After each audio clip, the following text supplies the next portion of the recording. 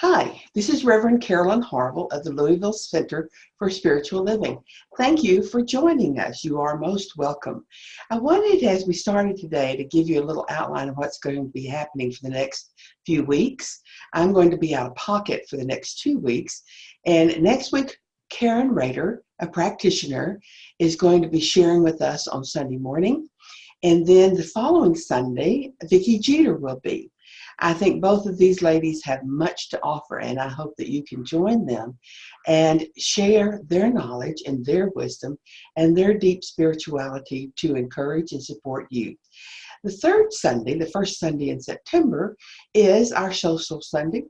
This is when we invite everyone to come, and we all bring food if we can, and if we can't, we come anyway, and we sit around after the service and just visit together and talk and just enjoy this wonderful community that we're a part of. And I hope that you can join us. Now, what happened last Sunday?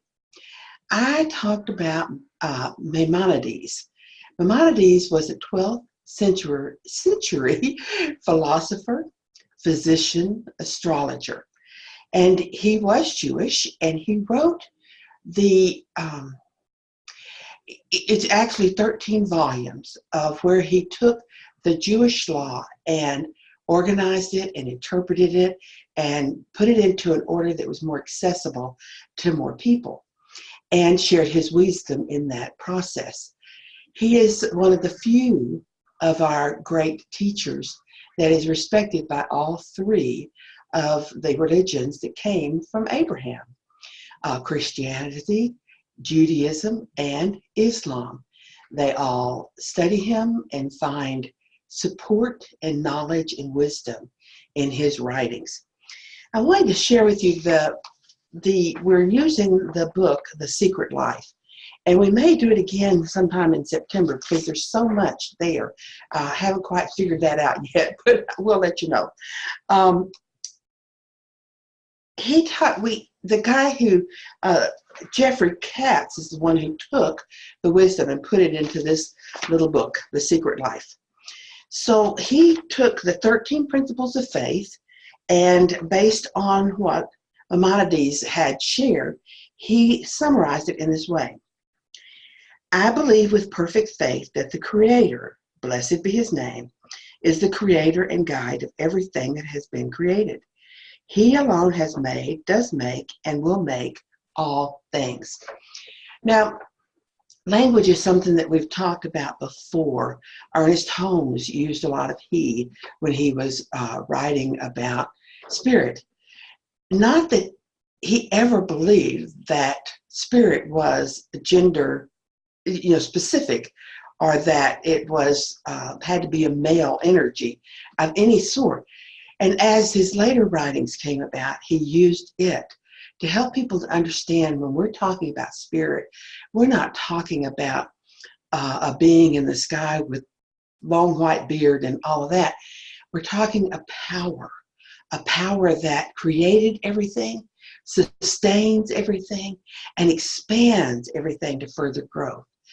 And so Maimonides also believed that there was this one power, one force that created everything, maintained everything, and that would bring it about to be a further expression. So creation is constant. It didn't stop at any time. It is still going on now.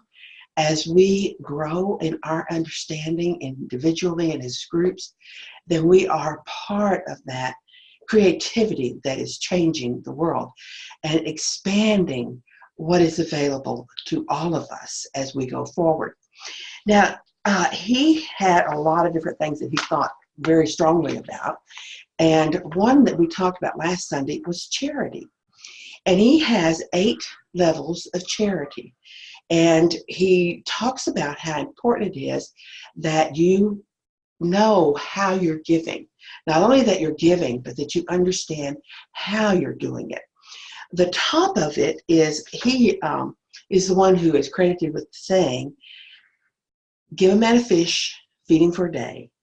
Teach a man to fish, feed him for a lifetime. So his basis for charity was always about helping the person who needed it to have a step up. Not to feed them today and tomorrow, but to feed them today, tomorrow, and give them a way to provide for themselves in the future. And for a lot of reasons. One, a person does not have the same self-respect if they are always receiving and never giving. Giving is something that is very important. And if you are so desperate as to not have enough to eat, it's hard for you to give. And your self-respect for being dependent on others is also damaging to your sense of being, of who you are, and your value in the world. And so Maimonides knew that. And so the height of charity is when you help an individual grow in such a way that they become independent. They become self-reliant. They become people who have much to give. And so to prevent poverty and charity, you teach people, you help people along the way to achieve their own greatness. And so that's the height of charity, where you don't know who they are and they don't know who you are, and yet there is a process created that will give them what they need to become more fully the expression of spirit that they want to be and that they were created to be. Now, the lowest form of charity is when you give resentfully.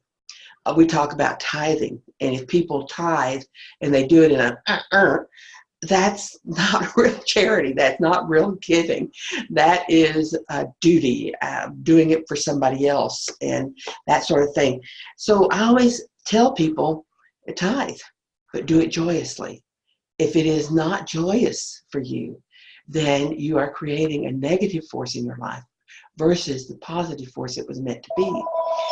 And so to have that opportunity to find the telephone.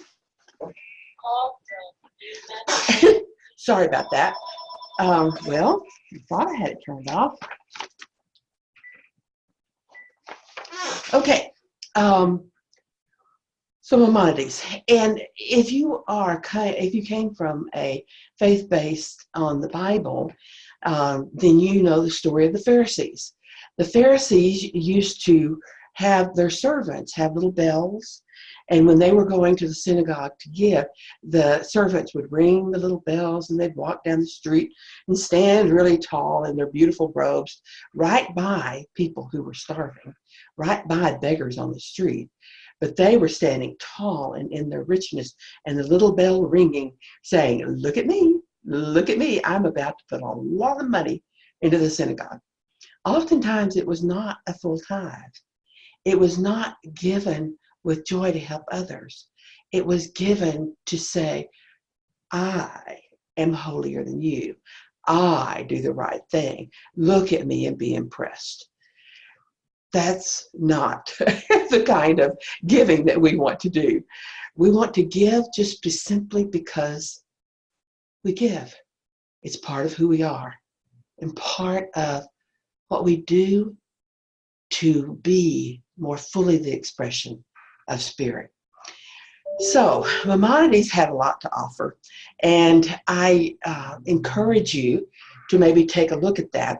I did do a handout which was for some of his most famous quotes, and that handout, if you would like to have it, if you will email me, then I will send it to you. It's 3 pages. You can print it off. If you're going to be in the center on Sunday, there still should be some left on the back table. And if not, let Vicki or Pat know, and I'll make sure you get a copy. And some of the things that he talked about that I liked a lot, because it strikes close to home, was let nothing which can be treated by diet be treated by any other means. You know, a lot of us struggle with different physical ailments and weight, whatever it is, to gain it or lose it or whatever. And diet is what we need to correct that, not a pill. And it would be much easier to have a pill, but what we need is to really know what we're eating, to know what our body is saying in response to what we're eating, and choose wisely. And as I say, that strikes close to home. But it is very important, and I like the way he said it. He said no doctor should treat a patient that can correct their issues, their diseases, by diet. So that's one of the areas that he talked about. And then, of course, charity we've talked about. The purpose of each individual. We are all made as angels to come and to serve each other. And that animals, everything that was created was and is created with purpose in mind. Knowing this, it brings us deep respect for everything around us, for every individual that we meet as we go forward. Deep respect. I think that's something that we need more of. I really enjoyed Maimonides.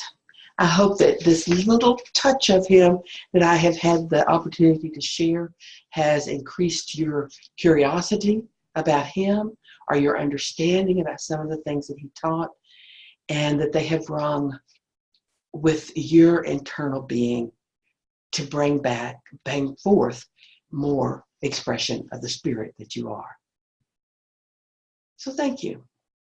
Thank you for being here. Thank you for supporting us. If you would like to support us financially, of course, we're always open to that.